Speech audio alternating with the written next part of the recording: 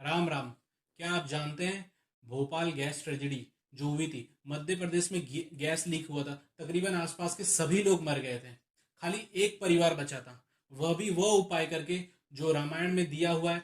अयोध्यावासी हर एक घर में हर एक व्यक्ति करता था। आप भी कर सकते हैं। महीने में 2 दिन, सिर्फ 2 मिनट। तो आइए जानते हैं डिटेल्स में। आज मैं आप लोग को भगवान राम की बहन और राम की अयोध्या नगरी कैसे थी, जिससे हम कुछ सीख सकते हैं, और वो 2 मिनट का उपाय जो मैंने आप लोग को बताया वो हम डिटेल में डिस्कस करेंगे। पहले तो आप लोग का बहुत बहुत धन्यवाद। महादेव सीरीज का हर एक वीडियो आप लोग ने बहुत पसंद किया। मैं अपनी पूरी कोशिश करूंगा कि ये राम सीरीज में भी इससे भी अच्छी जानकारी आप लोग तक पहुंचाऊं, जिससे आपकी ज़िंदगी और अच्छी बन सके और आप राम भगवान के और करीब पहुंच सकें। आज मैं आप लोग को वाल्मीकि रामायण से बालकांड के 5वें, 6ठे और 7वें सार्ग से ये बताऊंगा कि अयोध्या नगरी कैसी थी और वहाँ के लोग कैसे थे, जिससे हम कुछ सीख सकें। पहले तो सरयू नदी के किनारे एक बसी हुई नगरी थी जिसका नाम था अयोध्या। तकरीबन 12 योजन लंबी थी, 150 किलोमीटर, और 3 योजन चौड़ी थी, तकरीबन 39 किलोमीटर। उसका नाम अयोध्या इसलिए पड़ा था ताकि 2 योजन हिस्से में जो भी योद्धा वहां आता था, वहां युद्ध करना असंभव था।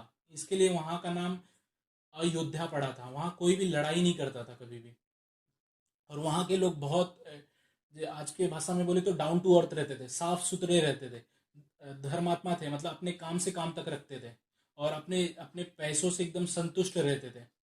वहां का पानी एकदम मीठा होता था, जैसे कि शुगर कैन के जूस जैसा। अयोध्या नगरी वीरों से भरी पड़ी थी, जिसका पालन पोषण राजा दशरथ करते थे। राजा दशरथ खुद भी एक विद्वान व्यक्ति थे और वेदों के अच्छे जानकार थे। वो दूरदर्शी थे और प्रतिदिन यज्ञ करने वाले थे। वहां के लोग रोज प्रतिदिन अग्निहोत्री और यज्ञ करने वाले थे। अयोध्यावासी, वहां के जो मंत्री गण थे, वो अपने पुत्र को भी दंड देने से हिचकते नहीं थे।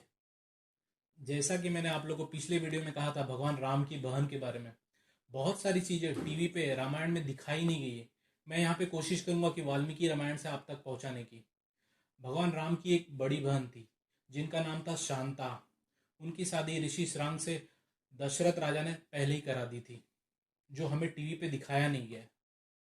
जैसा कि आपने ध्यान दिया होगा अयोध्या नगरी वाले पार्ट में, अयोध्या नगरी में राजा दशरथ भी प्रतिदिन यज्ञ करते थे और अयोध्या वासी भी प्रतिदिन अग्निहोत्री और यज्ञ करते थे।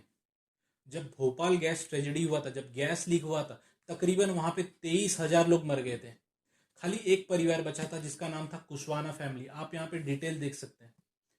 वो इसलिए बचा था, उस टाइम पे उसने यज्ञ करना चालू कर दिया था, घर के सारे दरवाजे बंद करके यज्ञ करना चालू कर दिया था। और पूरे एरिया में एक ही परिवार बचा था, वो कुशवाना फैमिली था।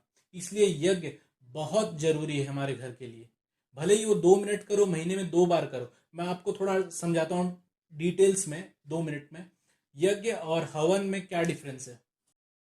यज्ञ तब करते हैं जब कोई अनुष्ठान हमने लिया हो या कोई स्पेसिफिक पर्पस हो। जैसे इंडिया पाकिस्तान का मैच होता है तो लोग यज्ञ करना स्टार्ट कर देते हैं। जैसे अभी अमिताभ बच्चन हॉस्पिटल में एडमिट थे कोरोना के कारण, तो लोगों ने यज्ञ करना स्टार्ट किया। तो एक स्पेसिफिक रीजन होता है, तब हम यज्ञ करते हैं।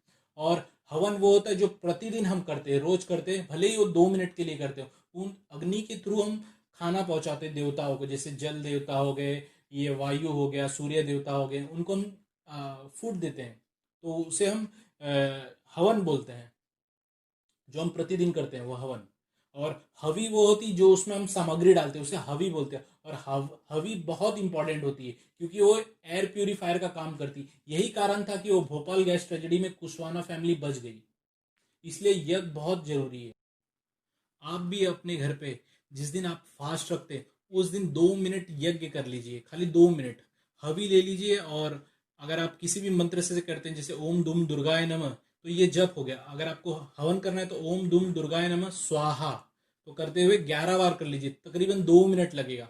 आप अगर महीने में 2 बार भी करेंगे 2 मिनट के लिए, तो ये आपके घर की शुद्धि के लिए बहुत अच्छा काम करेगा। हजारों लाखों के एयर प्यूरिफायर खरीदने से अच्छा आप ये 2 मिनट का यज्ञ करिए, आपके लिए बहुत यूजफुल रहेगा।